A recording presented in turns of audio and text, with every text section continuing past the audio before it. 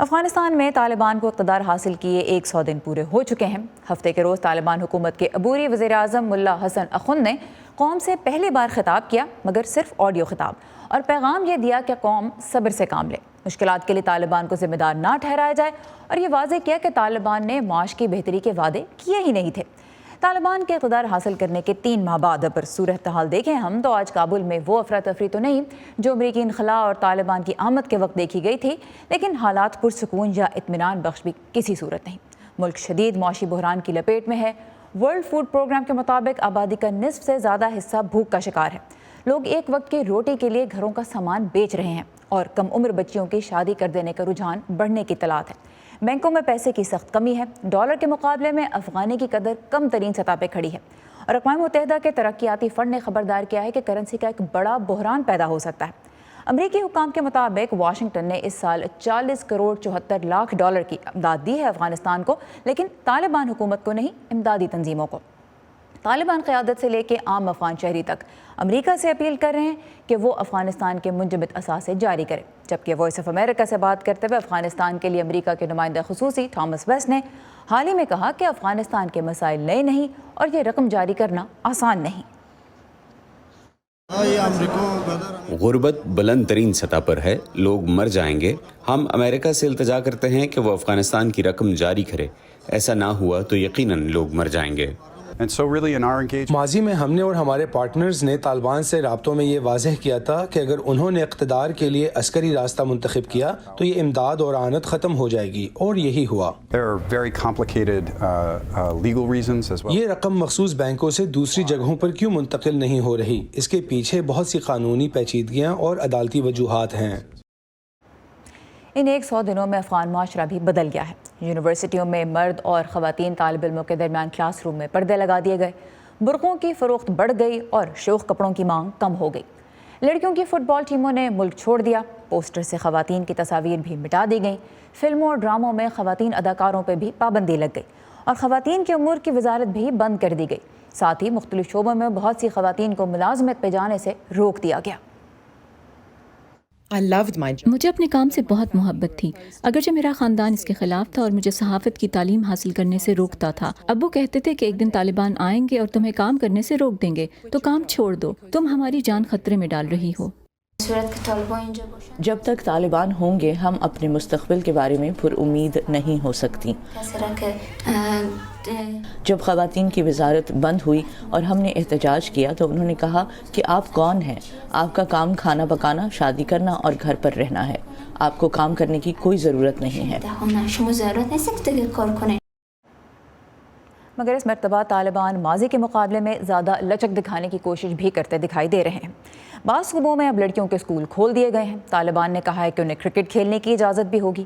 عالمی برادری سے رابطوں میں بھی وہ زیادہ متحرک نظر آ رہے ہیں۔ طالبان نے پاکستان کا سرکاری دورہ کیا، یورپی سفارتکاروں سے بھی ملاقاتیں ہوئیں، اور امریکی حکام سے ملاقاتوں کا ایک نیا دور اس ہفتے دوحہ میں شروع ہو رہا ہے۔ میرے آج کے مہمان ہیں افغان تجزیہ کار فہیم سادات، جن سے ہم یہ جاننے کی کوشش کریں گے کہ طالبان کس حد تک ایک جنگجو طاقت سے ایک ملک چلانے والی قوت میں خود کو بدل پائے ہیں، اور عالمی برادری کو کیا انہیں کوئی رعایتیں دینی چاہیے۔ Faheem, welcome to View 360۔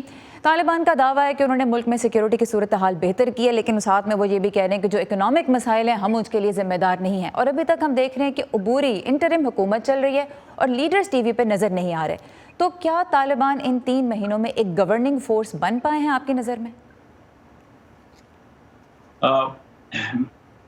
پہلی بات تو یہ ہے کہ جب طالبان کی حکومت آ گئی کابل، اور جب ان کی قبضہ آ گیا کابل پہ، تو وہ خود ایک حکومت گورننگ باڈی جیسے پریپیئر نہیں تھے۔ ان کے لیے یہ سب کچھ ایسے صورتحال میں ہوا کہ وہ پریپیئر نہیں تھے، تو ظاہر سی بات ہے کہ ان سے زیادہ کچھ ایکسپیکٹ نہیں ہو سکتا۔ جیسے ان کا قبضہ ہو گیا کابل پہ، تو انہوں نے 3 چیزوں کا پرومس کیا: پیس، آرڈر اینڈ ایمنسٹی۔ ہم نے دیکھا کہ پیس کو ابھی دی رائز آف داعش جو ہے اس کو تھریٹن کر رہی ہے، بہت سارے دھماکے ہو رہے ہیں اور لوگ ابھی بھی مر رہے ہیں، اور ایمنسٹی میں بھی بہت ساری ایریگولیرٹیز ہو رہی ہے۔ ابھی بھی افغانستان میں کہیں کہیں پہ لوگ بے گھر ہو رہے ہیں، کسی کو مار دیتے ہیں، کسی کو پروسیکیوٹ کرتے ہیں اور اس کی ویڈیوز نکلتے ہیں. پھر طالبان کا کلیم یہ ہے کہ یہ لوگ ہمارے صفوں میں آ گئے ہیں اور یہ جو اوریجنل طالبان ہے وہ نہیں ہے. تو اگر دیکھا جائے ان 100 days میں طالبان نے اپنی آپسی کا جو یونٹی ہے اور کوہیسیونیس ہے وہ رکھا ہے ایز اے گروپ. اوکے، سو آپس میں یونٹی، آپس میں اتحاد رکھ پائیں، لیکن جو بڑے پرومسز تھے وہ ابھی وہ پورے نہیں کر پائے. اچھا، تھوڑی سی جو بگ پکچر ہے اس کی بات کرتے ہیں. پنشیر میں ہم نے دیکھا تھا شروع میں بہت ریزسٹنس ہوئی تھی، لیکن پھر اس کا کوئی نتیجہ نہیں نکلا، اور بہت حال ہی میں ہزارہ لیڈرز نے طالبان کی حمایت کا اعلان کیا. کافی بڑی تعداد میں وہ جمع ہوئے پچھلے ہفتے اور انہوں نے طالبان کے لیے حمایت کا اظہار کیا. یہ آپ کے خیال میں طالبان کے لیے کتنی بڑی کامیابی ہے؟ میرے خیال میں جو پنشیر کا ریزسٹنس تھا اس میں طالبان نے بہت کامیابی سے عمل کیا اور اس کو آلموسٹ ختم کیا. اور اس کے بعد اب انٹرنیشنل کمیونٹی کو بھی یہ لگ رہا ہے کہ طالبان کے لیے کوئی وائبل الٹرنیٹیو نہیں ہے. اور جہاں تک افغانستان کے ہزارہ اور شیعہ کمیونٹی کی بات ہے، میرے خیال میں جو داعش کا فینومینن ہے وہ طالبان اور ہزارہ کمیونٹی دونوں کو تھریٹن کر رہی ہے. تو یہ ایک کامن انٹرسٹ کی بات ہوئی ہے ان دونوں کے بیچ، اور میرے خیال میں ہزارہ کو اور کوئی آپشن نہیں ہے سوائے اس کے کہ وہ طالبان کو سپورٹ کرے تاکہ طالبان داعش کا افغانستان میں خاتمہ کر سکے اور ہزارہ کمیونٹی کے جس پروٹیکشن کی، جس تحفظ کی ضرورت ہے وہ ان کو مل سکے. تو عالمی برادری ہم دیکھ رہے ہیں کہ وہ طالبان سے بات چیت کر رہی ہے، لیکن گورنمنٹ کو ریکگنائز نہیں کر رہی، تسلیم نہیں کر رہی.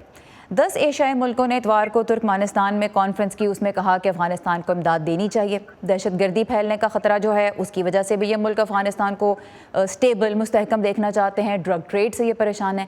یہ بتائیں کیا آپ کی نظر میں یہ وقت آ گیا ہے کہ اب جو عالمی برادری ہے وہ طالبان کو کچھ کنسیشنز دے، کچھ رعایتیں دے؟ جیسے میں نے پہلے کہا، ابھی افغانستان میں طالبان کی بجائے کوئی وائبل آلٹرنیٹیو نہیں ہے.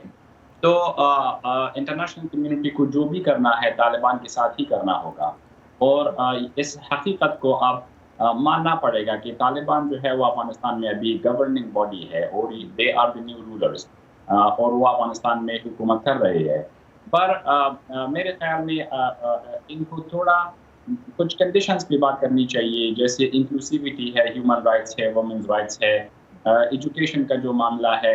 ان باتوں پہ طالبان کے جو سٹینڈ ہے وہ تھوڑا ماڈریٹ ہونی چاہیے. اور اس کے بعد میرے خیال میں کہ انٹرنیشنل کمیونٹی ہیز ٹو کنسیڈ، جیسے ان کے جو فریز ایسٹس ہے وہ چھوڑ دیا جائے، اور فائنلی طالبان کو ریکگنیشن ملنی چاہیے. کیونکہ جتنا یہ ریکگنیشن کا معاملہ ڈیلے ہو جائے گا اتنا ہی افغان، جیسے آپ دیکھ رہے ہو، افغانز آر سفرنگ. ابھی 24 ملین پیپل آر ہنگری، 97% جو ہے وہ آلموسٹ بہت انسٹیبل سینیریو ہے. تو اب جو طالبان کے لیڈرز کے درمیان اور امریکن ایڈمنسٹریشن کے درمیان جو اب ہم دیکھ رہے ہیں دوحہ میں ملاقاتیں ہونے جا رہی ہیں، تھامس ویسٹ اس کے لیے جا رہے ہیں، اس میں آپ کو کسی بریک تھرو کی توقع ہے یا کوئی پوائنٹس آپ کے ذہن میں آتے ہیں کہ ان پہ ان دونوں میں اتفاق ہو سکتا ہے؟ میرے خیال میں ٹام ویسٹ کے لیے اور امریکی کے سب سے بڑی امپورٹنٹ بات یہ ہوگی کہ طالبان کی نیت کیا ہے in terms of fighting the Al Qaeda and resisting the Daesh. یہ ان کو یہ سمجھنا ان کے لیے ضروری ہے. باقی جو باتیں ہیں میرے خیال میں وہ اتنی پرائرٹی میں نہیں ہوگی امریکی کے لیے. اگر وہ لوگ اگر امریکی کو یہ لوگ کنونس کر سکے کہ ہم اگینسٹ القاعدہ اور داعش کے خلاف ہماری جو انٹینشنز ہے وہ ایسی ہے کہ ہم ریزسٹ کریں گے، تو میرے خیال میں اور کوئی بڑی بات نہیں رہے گی امریکی کے لیے کہ اس کو پھر ریکگنیشن کے یہ ہو جائے. ٹھیک، کم از کم ان دونوں کے لیے کوئی ایک پوائنٹ ایسا ہو جائے گا جس پہ وہ ایگری کر کے آگے بڑھ سکتے ہیں طالبان اور امریکہ کے نمائندے. بہت شکریہ فہیم سادات ہمارے ساتھ تھے، افغان تجزیہ کار جرمنی سے. Thank you so much for your time.